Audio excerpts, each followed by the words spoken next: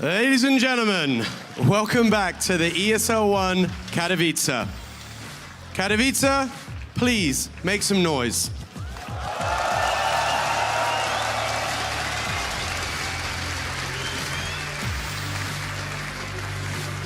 Thank you so much for joining us for Game 3 of the day. It promises to be an absolutely fanatical one. And that's not just because Fnatic just played, but that's because we've got a team coming all the way from Brazil. So please, make some noise, show your appreciation for Keed.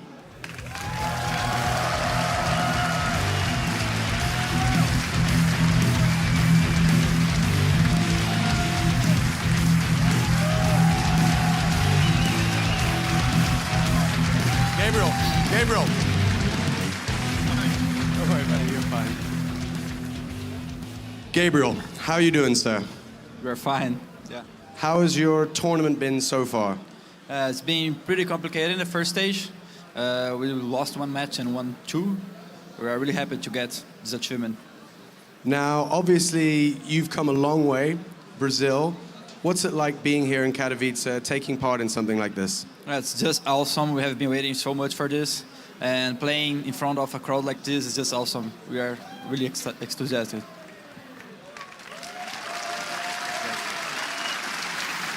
Now, it's no secret that there's a home team that's here as well. What's that like to come into this and know that they're here as well? Yeah, it's pretty complicated. We know that these guys are also going to be cheering for Virtus.pro right now. And I just want to ask you, please don't scream too loud. Good luck with that. No, I'm joking. But of course, I mean, you guys have battled your way here, but this is a big step for you as well, because now you're here, you're at the major. I mean, this is a big step for you as a team moving forward as well. Do you see it that way? Yeah, we see it exactly that way, and I hope we can have a little more eyes on our scene. I mean, South American scene needs more investment, needs more tournaments, and we're looking forward to it. Well, we wish you absolutely the best of luck, so please join your team. Thank you so much. And one more time, please, make some noise. Come on, guys. Oh.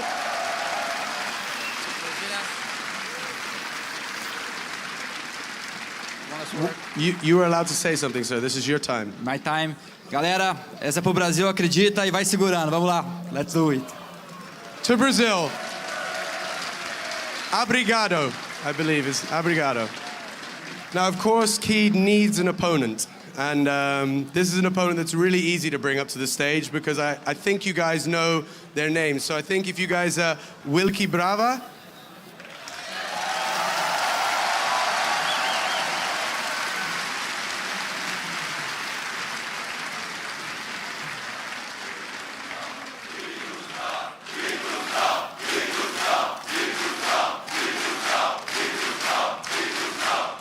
I guess Virtus.pro.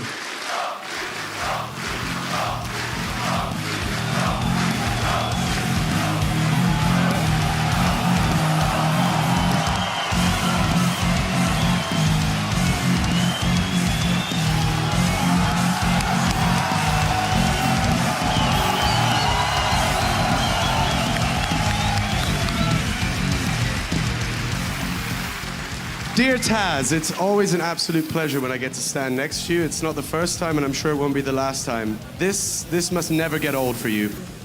Oh no, man! This is why we are playing Counter-Strike, to just come here to Katowice and perform for all these guys here. Now, I mean, the whole day it's been absolutely crazy with the fans making noise. I mean, do you expect that when you come out here? I mean, do you know it's going to get this crazy?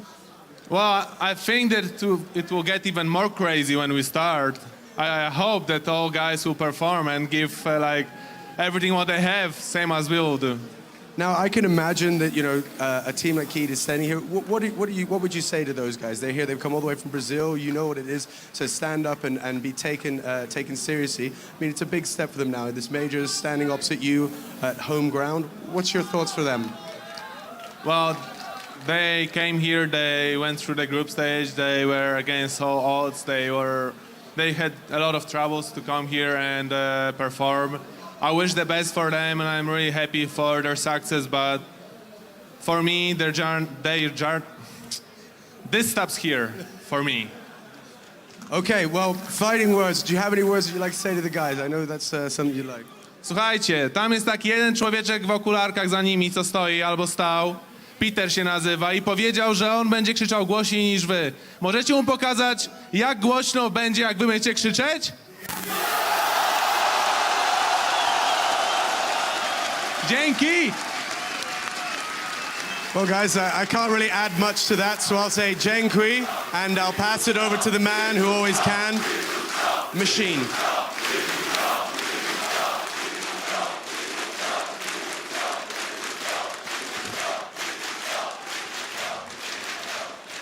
Incredible stuff there from the crowd. Virtus.pro definitely have the support on their side, but of course there is definitely that support for Keed, a team who have kind of broken a record on their own because they're the first non-NA or EU team to be at this stage in a major. It's so good to see. Of course, the people before them, Vox, Bravado and Wolf, wanted to get them right, so shout-outs to them. But it is, of course, Keed Stars who are about to play for their slot in the semi-finals, and it's set to be a fantastic game. Virtus.pro definitely, as I've already said, have got this swarm of people. It's an ocean of people, and we're not even in the stadium yet. It's going to be amazing. And so, to introduce the desk that to my right and left, I am, of course, Alex Machine Richardson, and I have Spencer, Hiko, Martin, as always, Casper, Katie, and Muller. And joining me for the first time, we have a blue man playing for Cloud9. It's, of course, Jordan, Nothing, Gilbert, and over, of course, our observer who's been doing great stuff on and off camera. It's Halvort Vendetta Gullestol. Introductions aside, though, I think it's time to start talking gaming. And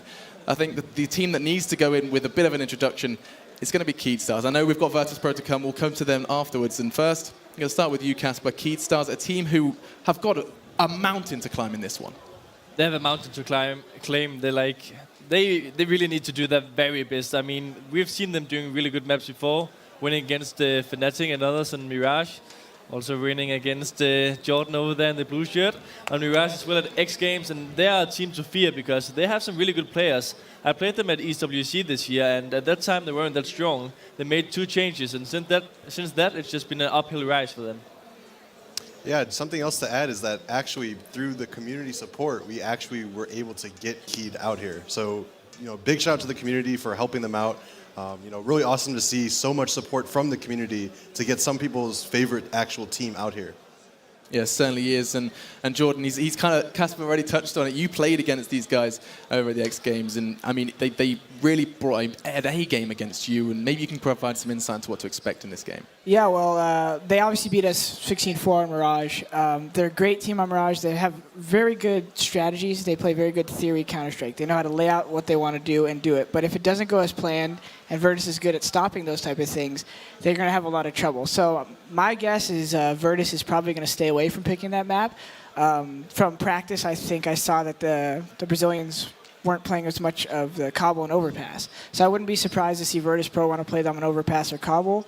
And I would also not be surprised to see KD be picking Mirage as their map. So I would imagine Dust 2, Cash be removed. Cobble's probably going to be removed, but so yeah, that's my guess. Well, I mean, the first thing you highlighted I want to go back to, and while I have you here, is you said Mirage, it's their map. They're an incredibly strong team on Mirage, and you're expecting them to play it.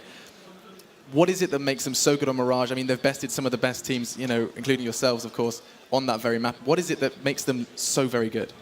Well, I noticed they also been playing pretty well in Dust 2 lately, and I think when maps are so spread out, their team likes to run a lot of numbers across the whole map. They play really fast, and they have a lot of good grenades set. Versus us, they had a 5-smoke strat at the A bomb site. Literally used all 5 smokes, 3 Molotovs. So if they have an economy, they have strats that can beat any team. The thing is Virtus.pro acknowledges that and gets aggressive on them and doesn't let them get those executions off, it won't happen. I wouldn't be surprised to see Virtus beat them on Mirage, but at the same time, yeah, they have great executions. Yeah, just to add to that too, Virtus.pro's best map is Mirage as well. So I don't think Virtus.pro has any fear of playing them on Mirage, like Jordan said. They definitely are going to come. You hear the crowd going already. They're definitely going to have the crowd support. I'm not expecting them to. I am expecting them to leave Mirage in the map pool and kind of dare Heat to actually play it against them. Yeah, there's 2 possible scenarios for Virtus.pro. One of them is to remove Mirage, which you and me don't really believe they're going to do. The other one is to remove their most likely worst map, which is Dust 2. And since it's also one of the Keith's best maps, that's like the most likely scenario to happen. And I think also them going into Mirage and showing they're not scared of any team on any map, it's just going to give them the confidence if they're going to take the win. Yeah, well, they certainly don't have any lacking support for that confidence with the guys in the crowd. Every time Pasha or Taz is on screen, we just hear this kind of roar. Biceps is always with you. Biceps is always with you. And we haven't heard too much from you from Halvor. Vendetta, Keed, you see that on paper. Do you see it going any other way than the Polish side? It's hard to really see any other way than the Polish way, really, at this point. But I don't want to forget, the individual players that Keed have, because they have some excellent individual players.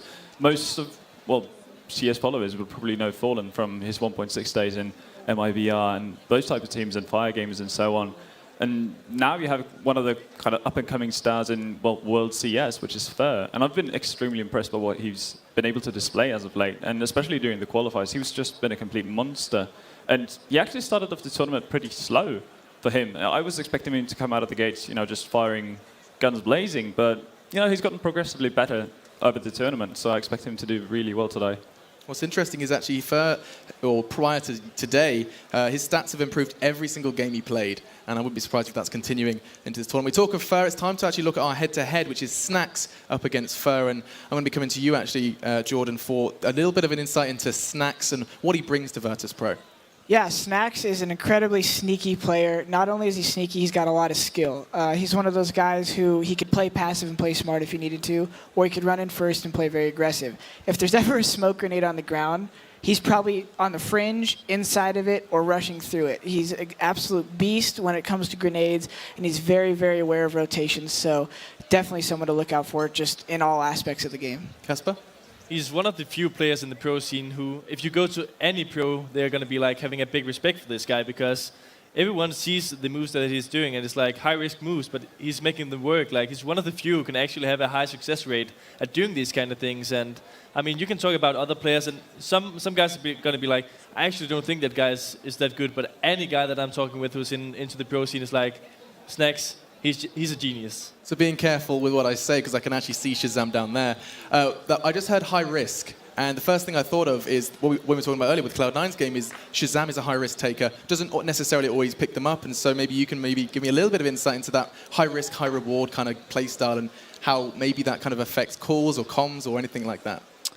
Well, risk and reward, obviously the larger the risk, the larger the reward. And obviously there's different roles on the team. There's a sniper, there's an aggressor, there's a support player. So taking risks, you see a player like JW, who's a sniper, who will pull out the CZ and literally rush into what seems like an awful idea. I can't even count the number of times he does that, and our mind is just blown as a team watching it. And then someone like Shazam, who gets a lot of great kills for us on Inferno by taking these risks because people are setting up for a strategy or whatnot. Snacks actually seems to do a lot of his smoke plays when the other team is already executing, when there's a lot of chaos around him, and he thrives in that chaos. So I think it's just the different play styles at different parts of the round. There's chaotic points, there's slow points, and then there's late round points where there's really not a lot. And so I think Snacks is, just to circle around, is good in all of those scenarios, which is why a lot of pros respect him. Yeah, the difference is like, and a player like Shazam, they're gonna try and meet the team when they're like executing, like Jordan is saying. But like Snacks, if there's like 3 smokes coming in, he's gonna throw underhand smoke somewhere, and he's gonna hide, and he's gonna sneak into another smoke, and suddenly he's just behind 3 people.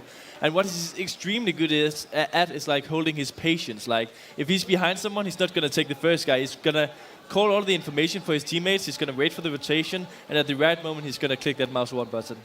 Yeah. And on the other side of that, of course, we talked about Fer as well, and the Keed stars, they must be aware of that. They must be aware of what to expect against Virtus Pro. One of the teams that have probably been held a bit higher regard in the CS scene, of course, they may look to them for strategies or what to expect. So, Hiko, when they know what VP are going to do, when they know what Snacks is going to be doing, when they see those smokes, surely that's going to give them an advantage. Well, I mean, that's the thing about Snacks, like a player like GetRed as well. They're so elusive on the map. They make some of the craziest plays. Like, I think it's worth actually nodding to Snacks that the European scene and the American scene actually have a thing called the Snack Splash, which is where you go into smoke, you right-click straight up in the air, and it like pop flashes right in the ground right when it explodes. Yep. So, like, I've heard Europeans call it that, and I've heard Americans call it that. So the fact that that play is actually called the Snack Splash pays homage. Yeah, exactly. Wow. So, I mean, you can expect it as much as you want, but the second you get flashed, the second you see that smoke and you take your attention off for 1 second, that's when Snacks will actually kind of use that, and he will catch you off guard. Yeah, and the way that the smokes is like working in this game is you have such a huge advantage looking into the smokes and just waiting for someone to go through them. Yeah. So you're going to be looking at, but we have the veto, which is way more important for this matchup. Okay, and someone, I'm actually going to direct this one to Hiko. Straight away, we see Key taking Cobble. Yep. Which is pretty much exactly what we thought. Yeah. Cobblestone and Virtus.pro takes off those too. So We basically completely called it. Yes. Fantastic stuff. Yep. And Key picks Mirage. Can we dictate the whole thing? Actually, Jordan, looking at this one now, of course, we're going to see the Virtus.pro choose their side, but I the think next, they're going to pick Overpass. looking towards Overpass. Yeah, it's like most likely. Zach? Yep. The VP chose CT on Mirage. Yep, all Yeah. good there. Really? Yeah, like the team that picks the map can't pick the side, so like that's why Virtus.pro ain't scared anyways. Oh, that's good. You can see the crowd cheering. They're satisfied. Is third map Cash? Nuke, I think, right? I can't see. Nuke it is. It is Nuke Nuke. it is, Wow, all we right. have our three. Okay, Mirage, Overpass, and Nuke to finish if we need it. That is a set of 3 maps if the crowd are happy with it. And I'm pretty sure the crowd are happy with supporting VP. That gives us an idea of how VP may be feeling about that map, Paul. I'm actually going to start on the left-hand side with Halvor. Well, actually, I think that Key are definitely up to the task of actually pressuring VP. Even though VP has Mirage pretty much on lockdown against most EU teams, we've seen, well, Key beat Fnatic, and that's no small task. Like, if you beat Fnatic, you're doing something right. So I'm expecting this map to be probably the closest one, and if Key can manage to grab the first map, who knows what can happen on Nuke. You mentioned Nuke. Before we get there, of course, Overpass. And I think we need to talk a little bit about that selection because we are guaranteed to be seeing that one. It's a map we haven't seen too much, or at least not here at the desk and at the stage. And I'll start with you, Casper. A map that, of course, you've already said VP are very strong on. Actually, the only other team I can remember you said were very strong on it was Navi. And maybe you can walk me through why VP are known to play Overpass so well. They are really good at like doing executes. They're also known on Inferno for doing that smoking off the side of pit and just taking control over the pit and like getting a really good situation in A. It's the same with Overpass, that when you get like a lot of map control and you get close, you can throw these smokes to different areas of the map and you can like enter it with like only having to clear very few spots in that area. So that's like the advantage of VP. And when you send in a guy like Pasha and Bialy, they are going to clear their side. Yeah, and kind of talking about Overpass, when I was playing with Cloud9, I remember playing Virtus.pro on Overpass in some online tournament. And it was actually kind of cool to see what they did. Like, they had these really intricate smokes. They would block everything, and they would hit a late round, a late execute in a round. And, like, what they would actually do was, like, fake B, go back to A. Fake A, go back to B really, really late in the round. And that was, you know, you're able to throw smokes so far on Overpass because there's no skybox. So you're able to throw these like really intricate fakes, and I'm definitely expecting Virtus.pro to come in prepared for that, and I'm interested to see what they actually do. Anything to add to that, Jordan?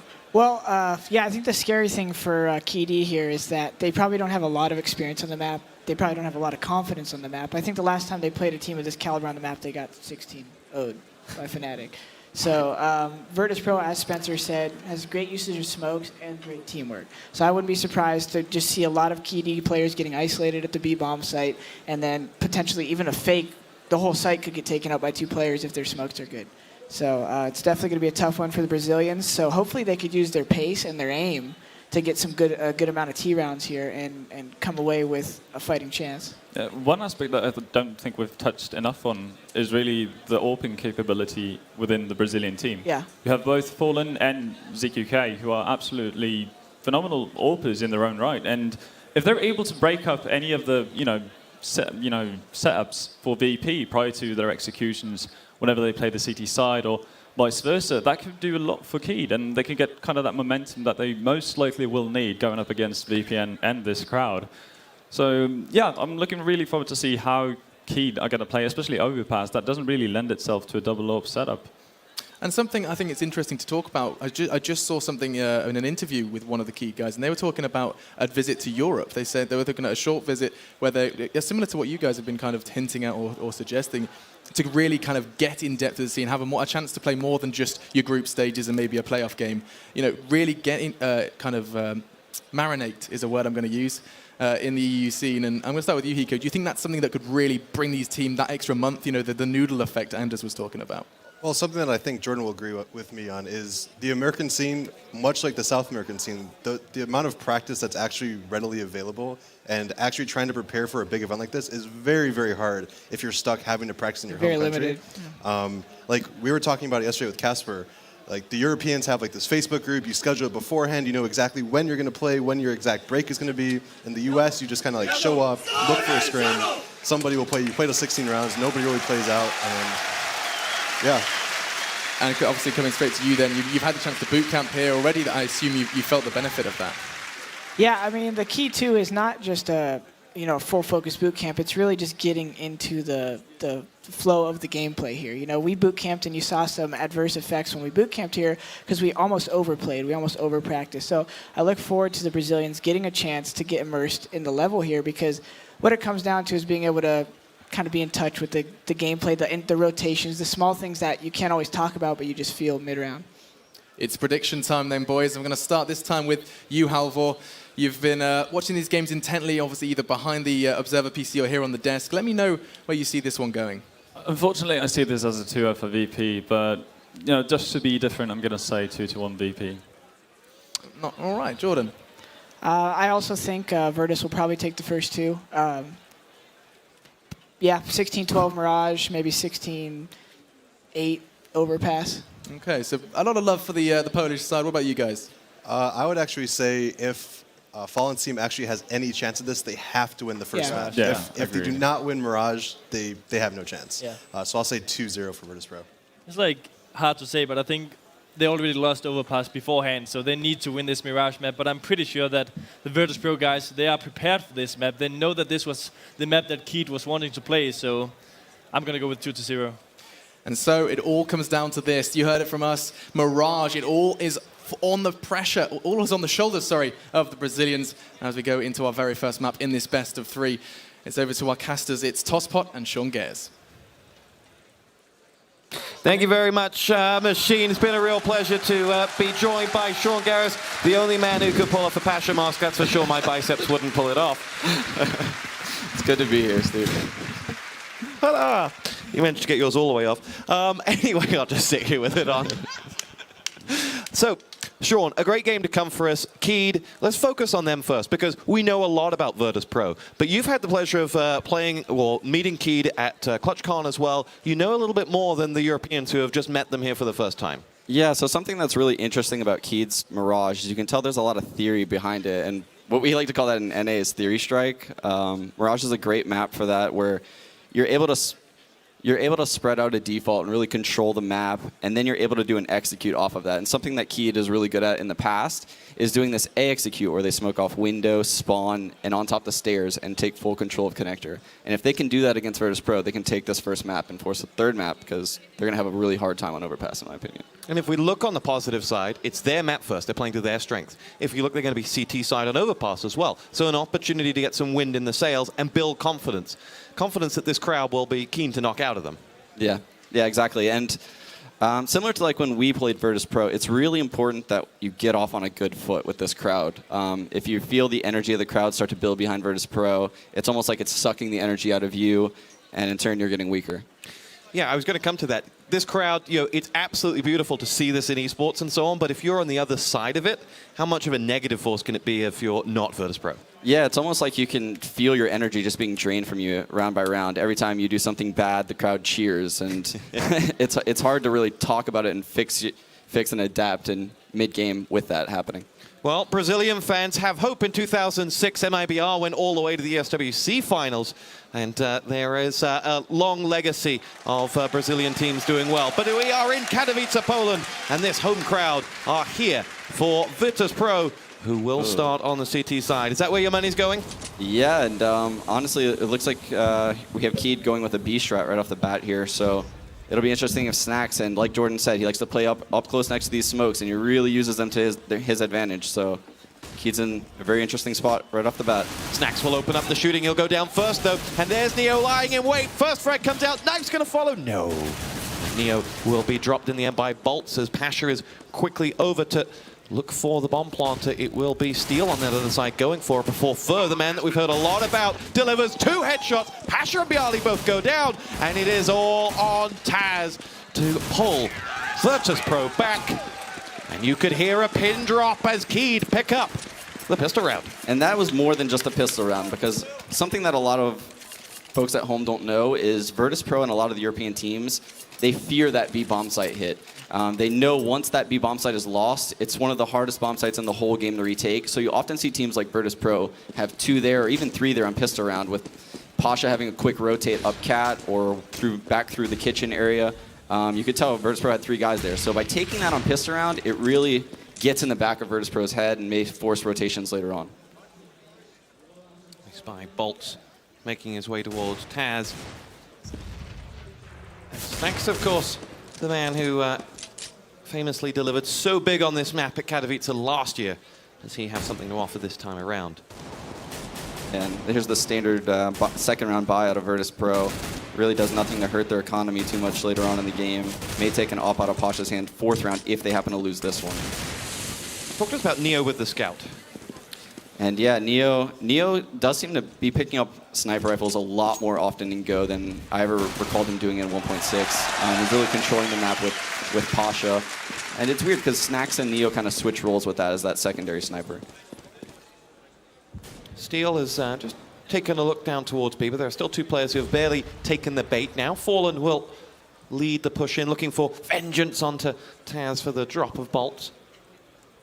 Yeah, and right now it looks like Keed's in a pretty tough spot right now. They're down a man and also down heavily on HP in this situation.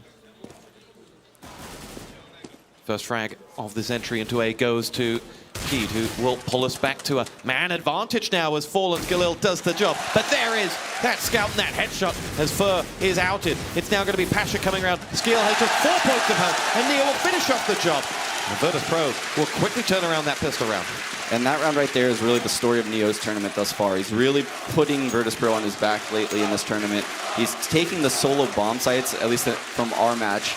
He's playing that B bomb site on Inferno just terrifically, all by himself. Literally, they play 4 at A. And he would do a great job of relaying information and getting the rotations there in time. That round, you saw him rotating around with the scout and just putting in work. And Neo always a top player, but having a bit of a renaissance at the moment. Form really coming at the right time for him. Yeah. On board with Snacks, who will see action at B for the 2nd time. See fires off and will down Steel. Lovely play from the veteran now. Well, this time last year he was new to these occasions, but he is now a seasoned pro at holding on with Neo in situ as well. Fur will collect and Pasha finishes off Fur. It is just Fallen who has a hell of a task ahead of him. 2-1 Virtus Pro.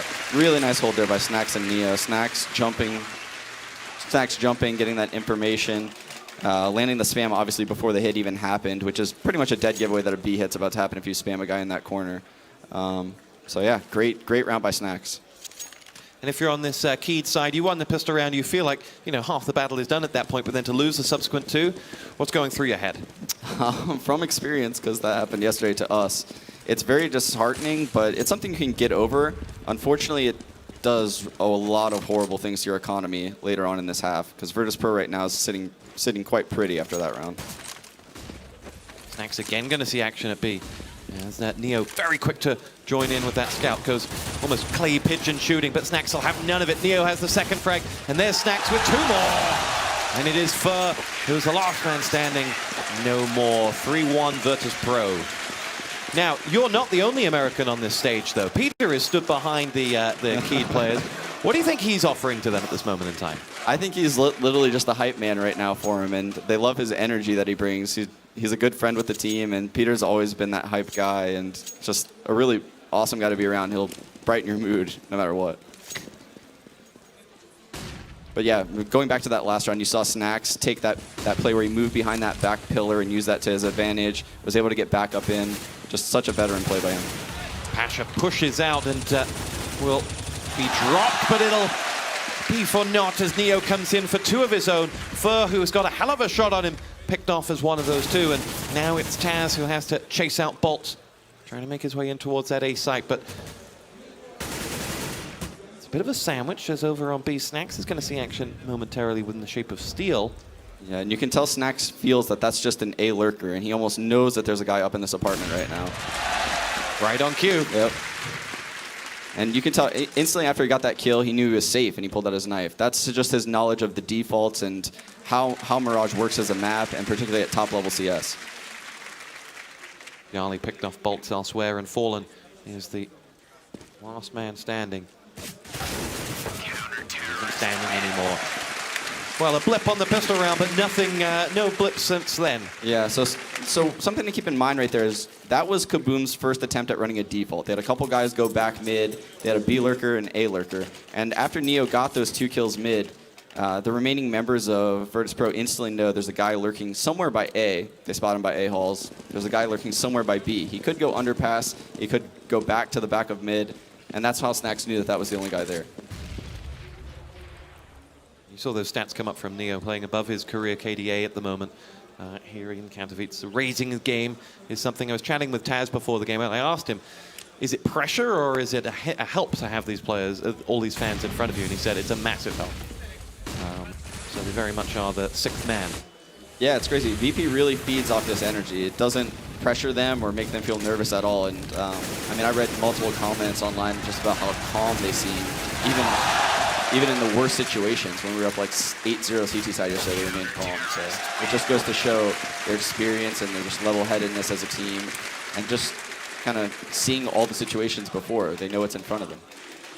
Now, the one thing that Keed haven't been able to do at all is been able to rush a plant in since that first round. How would you advise them going about that?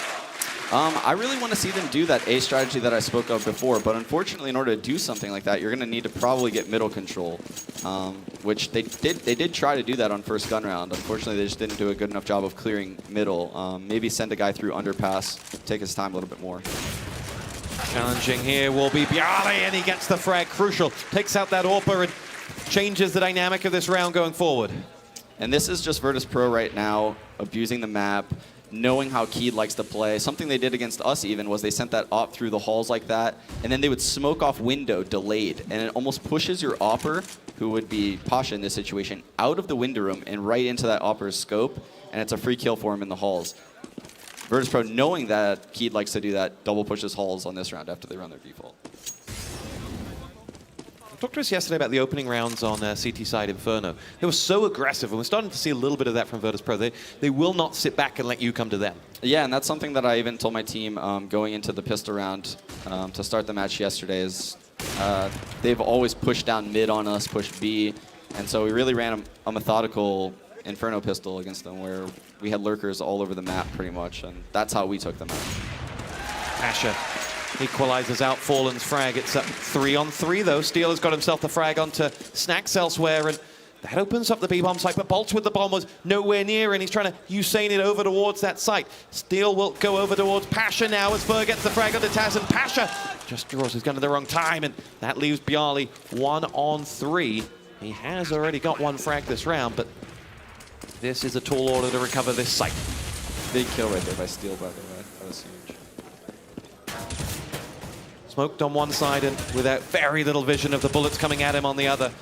Bialy is between a rock and a hard place with just 21 points of health as well. And I almost think Bialy isn't really going for a win here. He's more going for 1 kill. That 3rd kill on a gun round, particularly when a team, it's their first real gun round after a string of rounds for you. If you kill 3 that round and then win the following round, you know you're forcing the other team on an eco. So it's more of an economy situation than him going for that 1 versus 3 right there. He just couldn't get that kill. Thus far, Neo leading the scoreboard. A spread of 9 on that VP side. But players that are impressing on the Key team? Right now, honestly, I really liked how Steel just lurked B. I haven't really been paying attention too much to the individual plays. Fallen opened up quite big at A a couple rounds. I know that. But I always think Steel is great at lurking B on this map. Snacks pushes out and tries to prevent exactly that. Yep. Commentator's curse. Taz elsewhere gets the frag onto Fur, and VP still have 5 men, even if a handful of them don't have any health. And Bolts will see to off to Bialy. Pasha down to 7, but Taz has himself that frag on Fallen. 2 players left standing for Keed, both with full, will lead the charge. Snail's pace charge in towards that A site. Taz has the first, and it is now Bolts 1-on-4. What's he got in his locker? First man is Neo, and he will trying to make his way over towards the bomb that's on the floor. Second man is Snacks! Oh! No hat-trick for him. Pasha, with just 7 points of health, one bullet might have done it, was able to shut him down.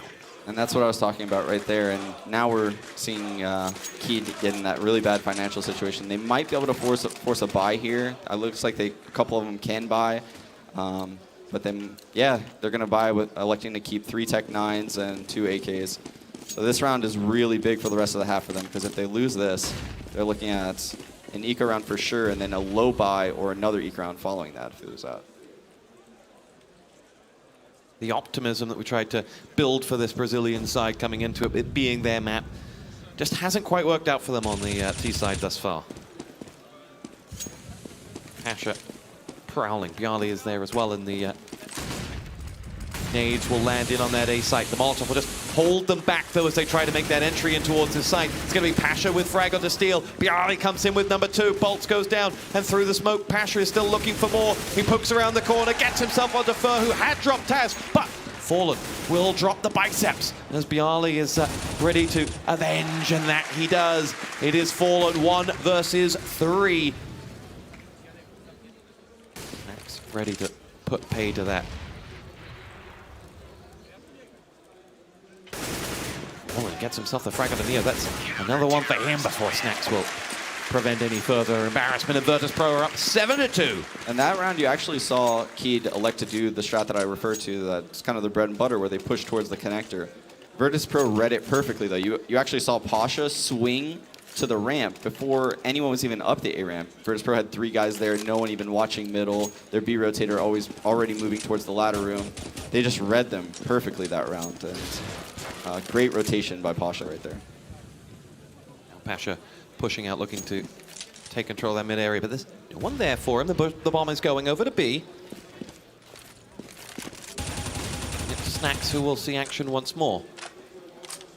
And this is what you talked about, Snacks' control on B. What's he doing at this moment in time? How is he mixing it up round after round? Well, he mixed it up this round by actually letting Neo op upper B, which is something that Keed probably wouldn't expect, because Snacks, as the B player, they know he has a cold. They know Neo's been kind of pushing off Cat a lot.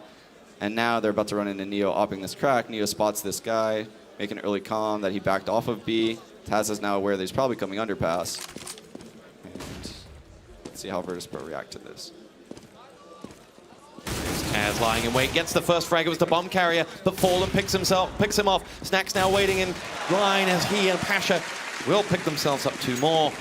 And they will look to finish off the job. Bolts, though, will claim 1 in the middle of that, but VP get away with 3 men, 2 of them carrying orcs at the end of that round. Yeah, it doesn't matter how good the Tech 9 is. When there's a guy on Cat, guy connector, and a guy window, you're not coming up that connector with 4 Tech 9s. Look at that crowd. This is Keed's first time in front of such a crowd as well. That has to be factored into this. Yesterday's game's all over in the player room. What was your first time like in front of a big audience? Well, my first time. No. I believe it was here last year, actually, when we played NIP, that I felt that real energy. DreamHack, obviously, for the first major, was a massive tournament with a huge crowd. We made the semis there. But it's definitely electric, and it gives you energy. It almost makes you a little bit nervous, but it kind of wears off after a couple rounds. Grenade dropped on the head of... goes without Pasha. It's almost effortless at this point.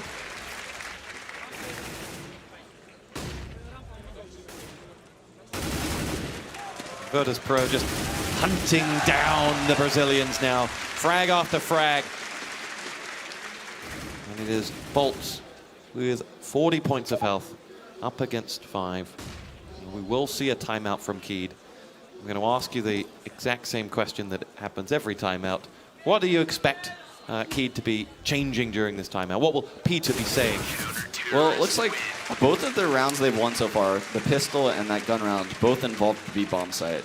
I'd be really shocked if after this timeout we don't see them somehow use the B-bomb site more than they have, other than those 2 rounds.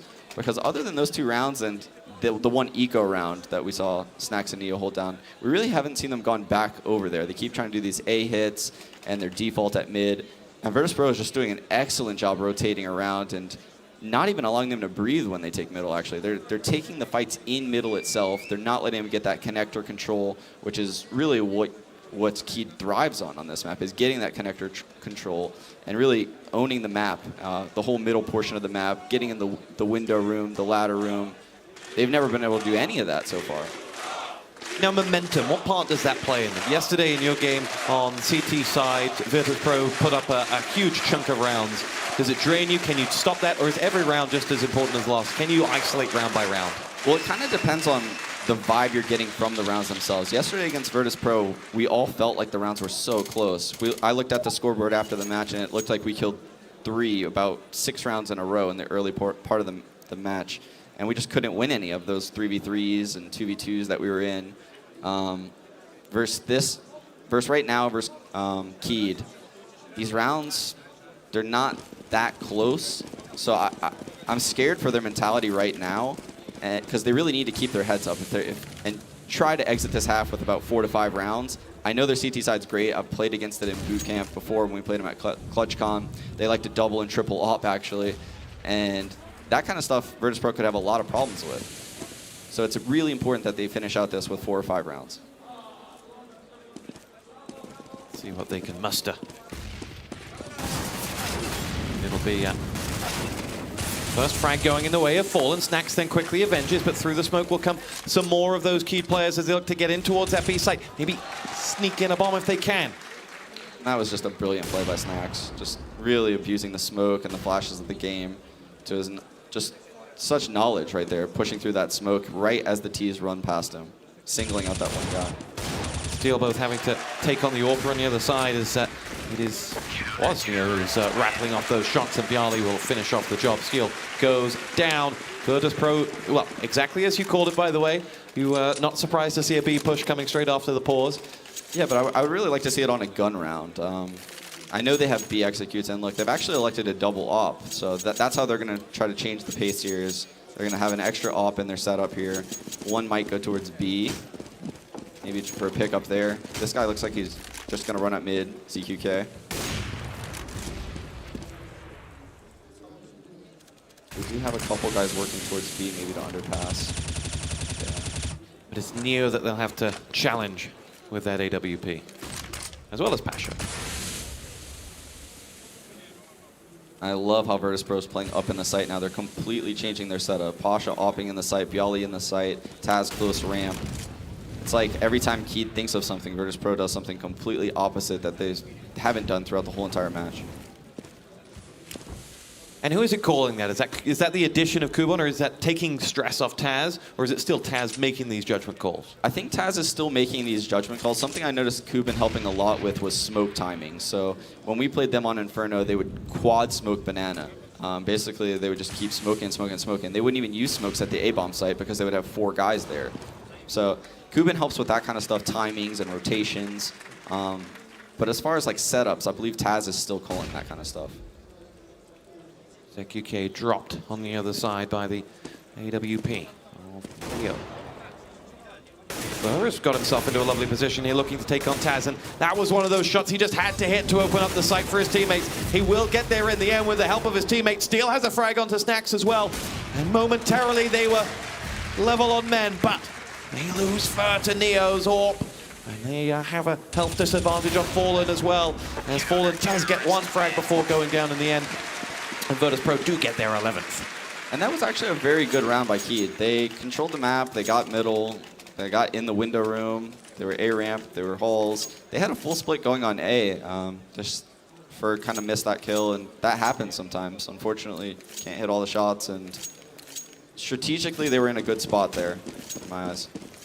Well, here we go with Virtus Pro's steam train just rolling through Keed at this moment in time. As a commentator, we look for the glimmer of hope. We look for the storyline to build. But for Keed at the moment, it's hard to find that. I'm just envisioning all those Virtus plow gifs in my head right now that I've seen on Reddit. Just the plow truck coming through. Does it bring back bad memories? Yes, it does. Ooh. Bolts with a hit onto Bjarly as Pasha will look to cover the gap. Fallen with the second as Taz goes down. And no sooner do we start writing their obituary to key to remind us exactly why they're in this quarterfinal. Neo will stop the run. It's he and Snacks that must hold on to this round for Virtus Pro as they begin to look to recover the A site. Bolts will stop them, and now Neo is 1 on 4. And he is going to run the gauntlet to no avail. Virtus Pro dropped their first round in a while, and Keed have their third on the board with 1 to go. Good round right there by Keed. Just a solid A execute. Bolts obviously opening up with that huge headshot on CT Spawn, just 2-bulleting Bialy. And you saw Fallen stats pop up from ClutchCon there. What do you make of those numbers that Keed had? When they were Kabam at ClutchCon, what did you learn from them at that point? Did you come out of that thinking, wow, I actually fear this team, they could go somewhere?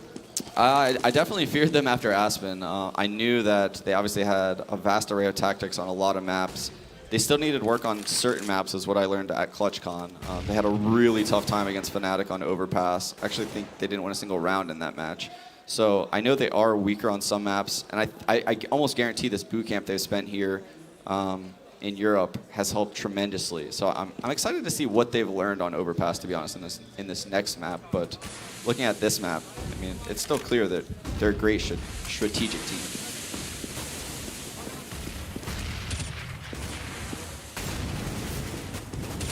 As now fires off as the Molotov will come in, waiting for him, and it's that Smokers.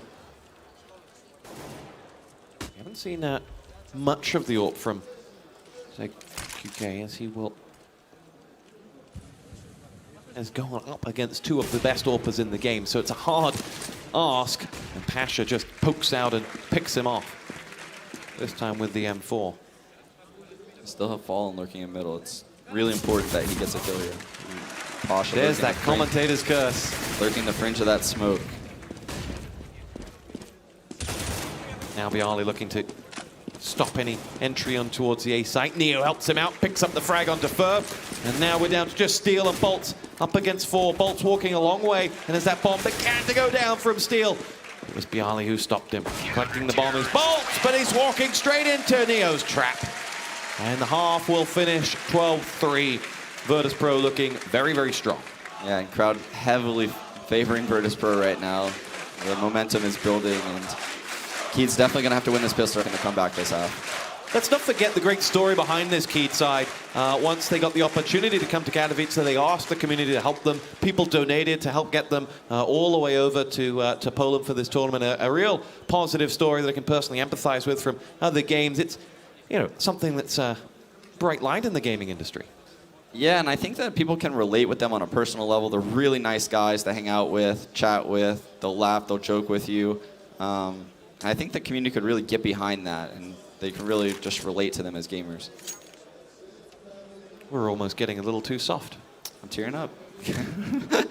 my makeup, it's rolling down my cheek. I always knew you were an emotional guy, Sean. Now we're talking about Taz and the help that Kuben's offered. You as the in-game leader, how do you find the need for help? Because we've seen this, role over the past, I guess, 12 months of ex-pros, relatively recent ex-pros moving into the role of coach to help out the in-game leader and free him up, free his mind up. What are your thoughts on that? It's definitely a lot of time between like demo watching and really modeling for future strats and stuff like that. It's one of the main reasons why I have trouble developing like a solid stream schedule and things like that, which would be fun, obviously. And yes, I'd love you to stream. Yeah, but it's hard to mix the two and be able to create strats while watching demos, looking at opponents, and looking forward to the future of the team. So it's a big time drain, and that's why coaches are so big right now in CSGO, is because it really allows the fifth player to focus on their game, and bringing Kuben in could be great things right now for Virtus Pro, and we're seeing that right now. Can you find, in the Cloud9 setup, is there what does the role of the coach do in Cloud9 right now? I would probably have them help a lot with just sitting behind us and really like how Kuben's used, and just tell people when to smoke, what's being watched, and because a lot of times you'll find yourself in a situation where two people are watching angles that really don't work together. So that's something that a coach can really point and help on a lot, and just saying that one time will remedy that in the future all the time. I'll come back to you at the end of this round with this question. Who's your dream coach? Pasha gets picked off there, and Keed once again start off with the opening frag, and they'll need to take more than just that if they want to claw their way back into this on the CT side. Bolts is the man tasked with holding off this A push, which Fallen will have to come in and help with. Quick smoke and bomb plant going in as Bialy gets in and somehow gets out with his life with just 2 points of health. Steel sees to him, Snacks goes down, and despite that bomb plant, there are but 2 players left alive who don't have 100 points of health between them to hold on. One of those is Taz, though. Bolts and Zeku both go down. Taz going mental with the help of Neo, and now Neo versus Fallen and Steel to win the round. No. Steel gets there, and Keed win their second pistol round. Awesome hold there by Keed, really fighting off that kind of resilience from Taz with that Tech 9, just running around the site, just destroying everyone in his sights. So good job by Keed, keeping it together there and rebounding that round. Now to the question I posed, who's your dream coach? Does it have to be like an inactive player or an active player? Whichever you want. If you could pick one player in the world, former or past, that you could just put behind you in games. I would love to get someone from the source scene. So if I had to pick someone from the current scene right now, I would go with someone like Existence, because I love his style of calling, how he mixes executes in, and particularly how he uses defaults across maps a lot, which is kind of what we do a lot. So I would love to just know the intricacies behind the stuff Existence calls. Well, there you go, Existence. If you're watching, somebody loves you. 12-4. Keed with the weapon advantage and the glimmer of hope that they're going to need. They're going to need to pull out the CT side of their lives if they want to claim this first map. But it is doable. It certainly is, and this is the round where it starts for Keed. Not losing this eco means everything to them. Here we go. The nades rain in on the A site. Virtus Pro look to follow them in with bodies. It's Fur and that FAMAS that will see action first. Taz will stop him as he drops down and 180 headshots him. Now pushes on for more. Bialy will steal that one off his toes, and Virtus Pro charge into the A-bomb site and put their name right down on that bomb. It's Fallen who will take a lot of damage. Finally, we have someone on the board for them as it'll be Snacks that's picked off by Steel. But in the meantime, he and Pasha have done the damage, and Steel is 1 on 3. 24 and 6 on 2 players there, but a hell of an ask for Steel, who is nearing the side and doesn't have long to get the defuse either, and won't. He looks to escape and looks to hunt down perhaps Neo, but won't get that either. And Virtus Pro will be able to again convert that pistol round loss into a 1-all in the second half. And that right there, that round just shows why Virtus Pro is so brilliant on this map. They take something that's so standard as an A execute right there. It just looked like a normal A execute. Taz exits the halls, gets that kill. He somehow has a smoke still, and they coordinate it so that way he smokes center site after he's already dropped out, so that way the bomb can be planted without worrying about dying from a guy running through the connector smoke and things like that. Those little twerks or tweaks in normal strats are what wins Virtus Pro these Mirage matches. Snacks opens up the frag against Fur that goes down. And Taz looks for a second. I think it's Bolts who's on the other side there with the help of Steel, and they'll try to create some form of a sandwich lying in wait. Remember, Steel does have that M4 as well. Not anymore. And Virtus Pro, well, just going through the motions at this point. Fallen does pick up a nice frag onto Snacks and a second onto Pasha before his nade strikes from beyond the grave, and that'll be that. It is 14. They are 2 away from picking up map 1. And just great movement right here by Snacks, knowing to jump on this box, peek that angle, completely off probably the position that Steel was holding, and then crouch slide away. We call that the Shoxy slide. The Shoxy slide.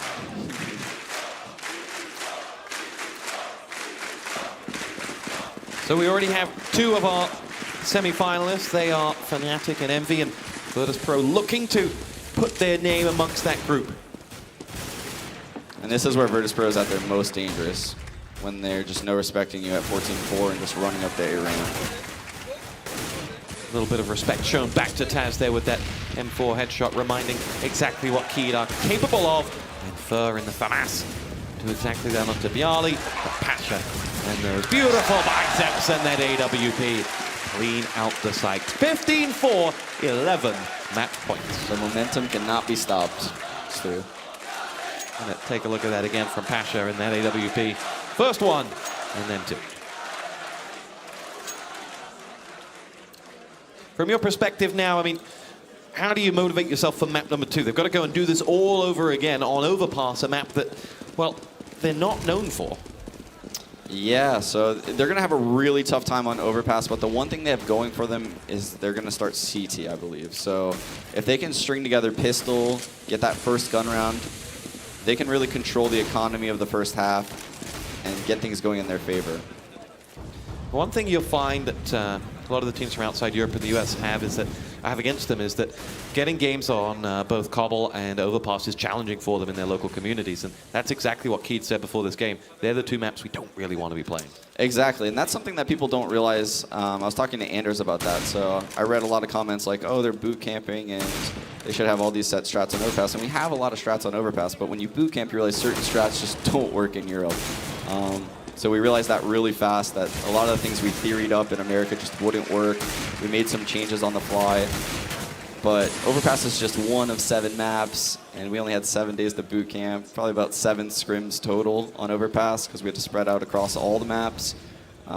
It's just, it's not enough, and I hope it is enough for Kaboom. And I hope the things that they created are just solid enough to take out Virtus Pro. Well, you know the solution, Sean. Move to Europe. I got the spare room. We'll put Jordan in with D-Man. Yeah, we'll get it. We'll get him over here somewhere. All Jordan needs is a doghouse. Yeah. You heard it here first. We're moving Cloud9 over by hook or by crook. But more importantly, it's Virtus Pro that have taken map 1 with an absolute decimation of their Brazilian opponents. And they move on to their map, which was Overpass. And we will see exactly what they have to offer. Despite that victory, still words of wisdom being ushered by Taz. Yeah, Taz always keeping his team kind of level-headed and really remembering kind of what their goal is here. The goal is to win, not get in the semis, not get in the finals. Taz is determined to win this tournament again. And if you haven't seen it over on the IEM streams, the stage that they are fighting for is a prize in itself.